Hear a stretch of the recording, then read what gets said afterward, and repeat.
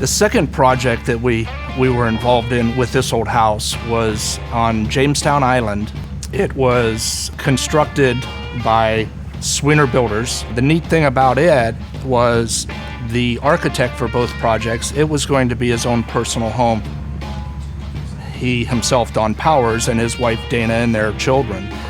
They refer to it as a net zero home.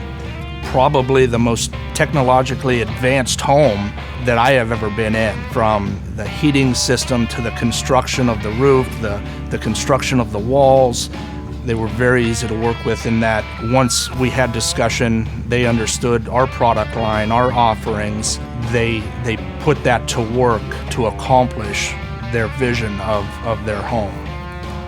Through the building practices, energy efficiency, the wall system, the roof system, to the solar panels on their garage, Don wanted to achieve the smallest footprint that he could in constructing this remodel/new home.